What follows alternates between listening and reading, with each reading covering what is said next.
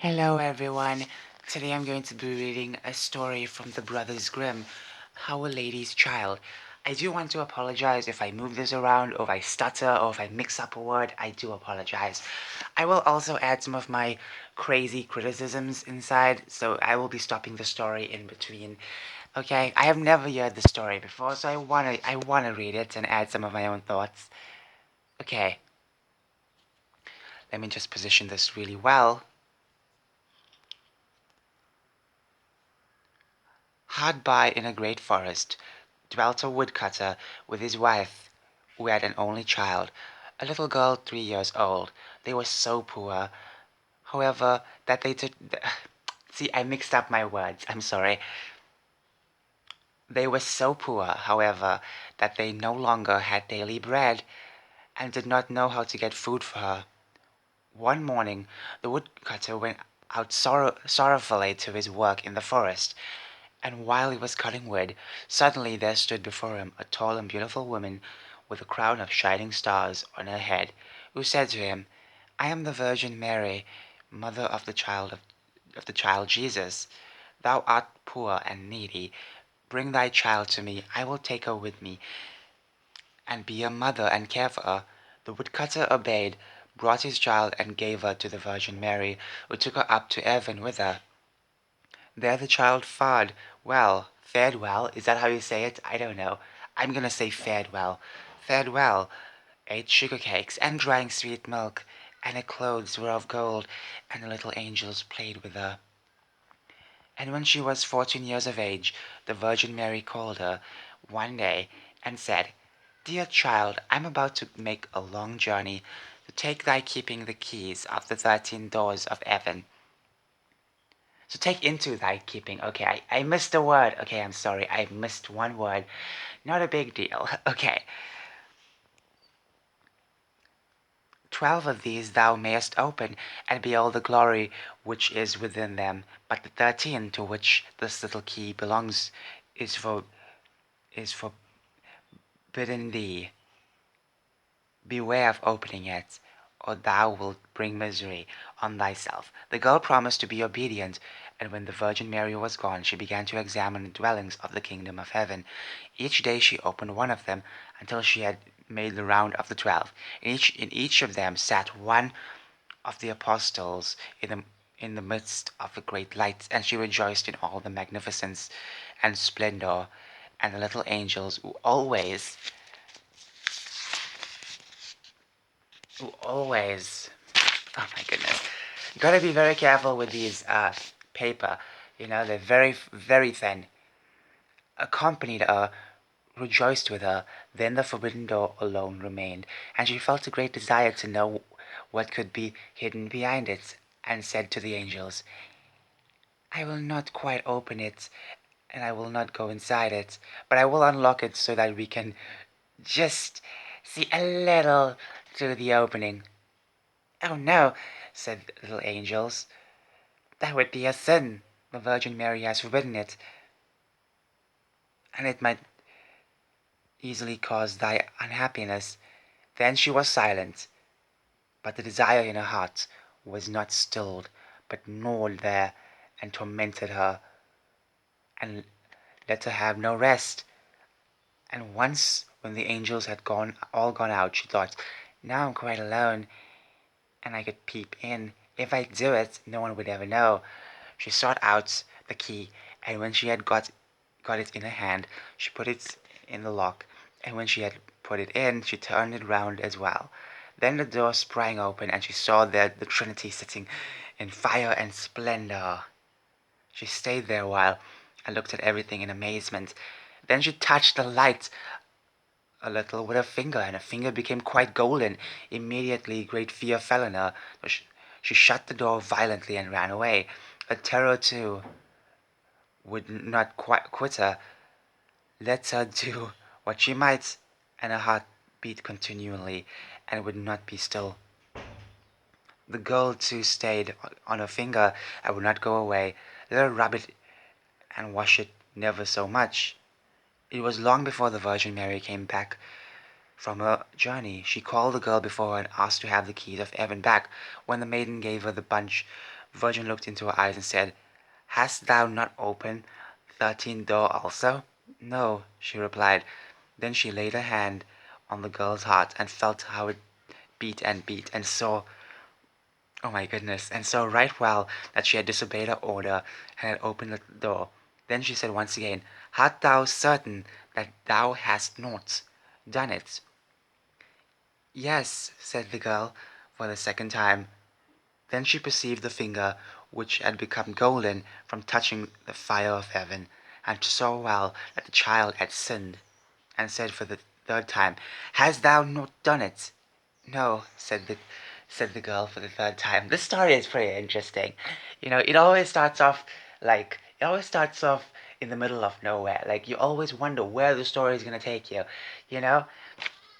Then said the Virgin Mary, Thou hast not obeyed me, and besides that thou hast lied, thou art no longer worthy to be in heaven. Oh, oh, oh. Then the girl fell into a deep sleep, and when she awoke, she lay on earth below, and in the midst of a wildness. She wanted to cry out, but she couldn't bring forth no sound. She sprang up and wanted to run away, but whithersoever she turned herself, she was continually held back by thick edges of thorns, through which she could not break. In the desert in which she was imprisoned there stood an old hollow tree, and this had to be a dwelling place. Into this she crept when night came, and here she slept.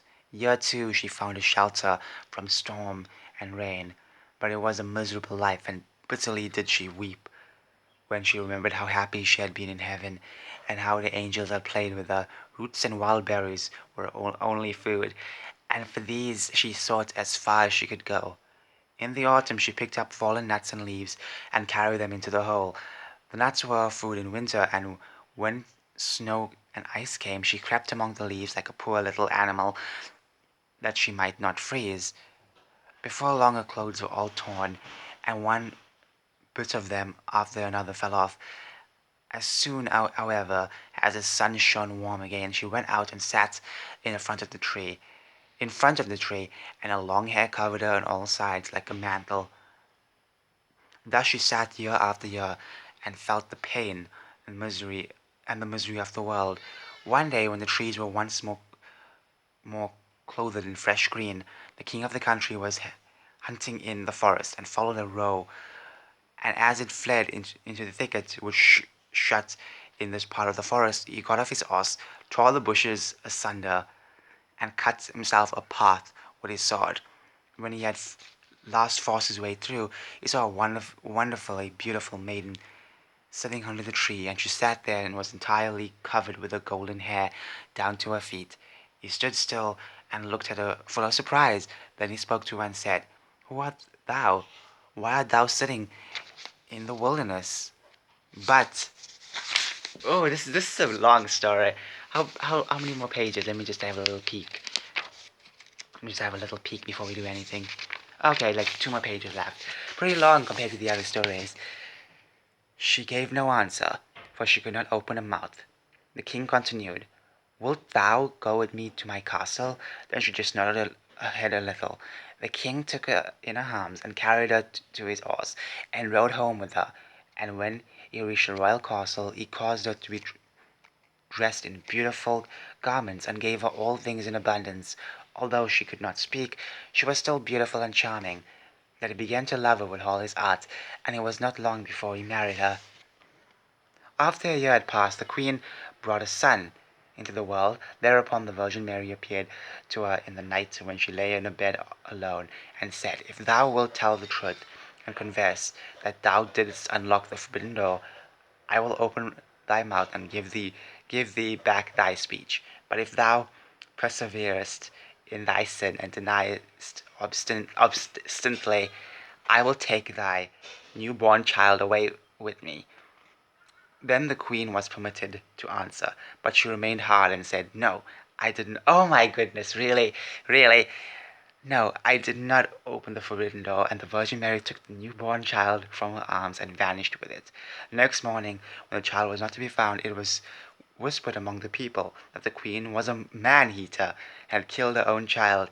She heard all this and could say nothing to the contrary. But the king would not believe it, for he loved her so much. Ouch! Ouch. When a year had gone by, the queen again bore a son. And in the night the Virgin Mary came to her and said, "If thou wilt confess that thou openest the forbidden door, I will give thee thy child back and untie thy tongue. But if you continuest in sin and deniest it, I will take away with me this new child also." Then the queen said again, "No, I did not open the forbidden door." And took the Virgin took the child out of her arms and away with her to heaven. Next morning, when the child also disappeared, people declared quite loudly that the queen had devoured it, and the king's counselors demanded. Oh my gosh.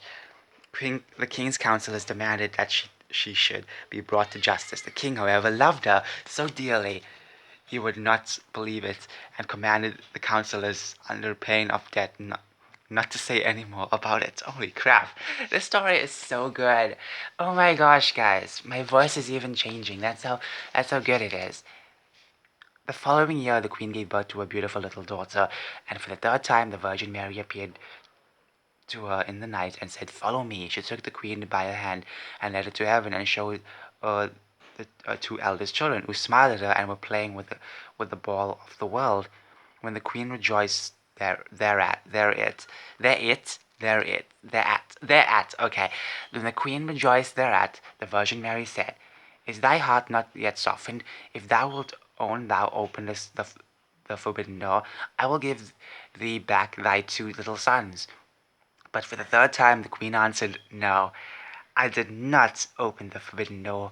Then the Virgin Mary let her sink down to earth once more, and took from her likewise a third child. Next morning, when the loss was reported abroad, all the people cried loudly, "The queen is a man-eater! She must be judged." And the king was no longer able to restrain his counselors. Thereupon a trial was held, and she could not answer and defend herself. She was condemned to be burnt alive. The wood was got together, and when she was fast bound to the stake, and the fire began to burn round about her, the hard ice of pride melted. Her heart was moved by repentance, and she thought, if only I could but confess before my death that that I opened the door. Then a voice came back to her, and she cried out loudly, "Yes, Mary, I did it."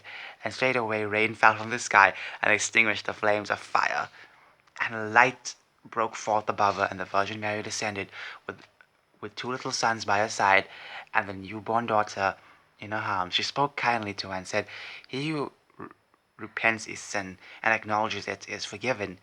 Then she gave her the three children, untied her tongue, and granted her happiness for her whole life. Oh, that's a strange story. I thought it's going to end by her dying, but that's an interesting story. And I just want to say that that's a lovely story. Now, to add some of my own commentary, obviously, I'm surprised that the story is pretty religious, and I hope that these stories get to be safe. I've known for the past few weeks now that people are coming after storybooks. People are going after old storybooks and trying to change them because it's offensive.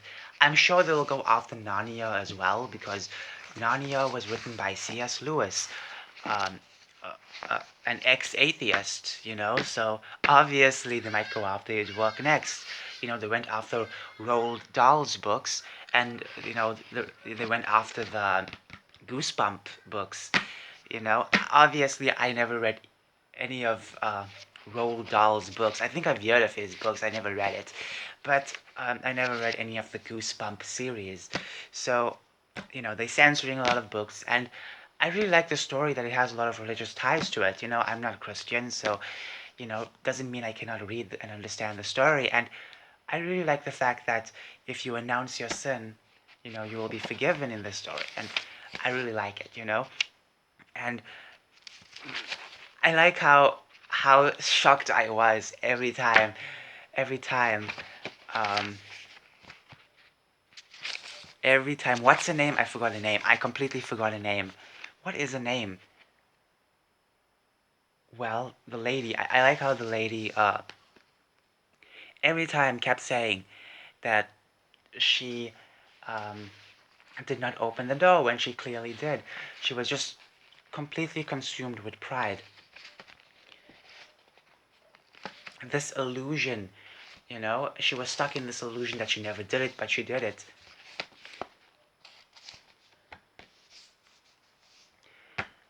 I really like this story. I really like this story. That's all I can actually say. I love it.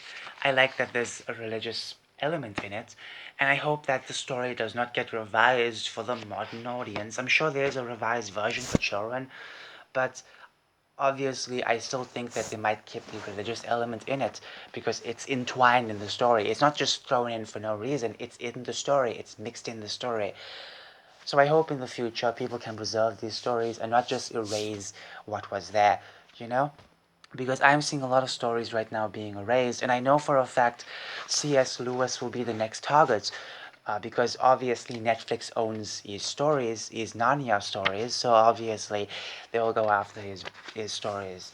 And don't be surprised when they change the books. That's all I'm telling you. Don't be surprised because they're coming for him next. I bet you $5 they're gonna come for him next and change his story because it offends a couple of people. So I love the story. It's a great lesson. It's a great lesson to learn never to be so full of yourself and always admit to something when you've done wrong. I really like it. If you are questioned whether or not you did something, you can answer truthfully, because obviously when you admit something, it feels better. You feel better. You know, you feel like you're not really that sinful. I mean, yes, she technically did sin, but obviously it's lifted out from her that that she's okay. What am I trying to say? I keep mixing up my words. Basically, she lied, and she kept lying over and over. You know, really insane how she lied so many times about that. And what the Virgin Mary wanted was just for her to say the truth. That's it. That's it. Nothing special. Just for her to say the truth that she sinned. To admit she sinned. Anyways, that's it. I'm sorry about my voice. It really hurts. I'm not going to make any more reading videos today. It really hurts. Bye.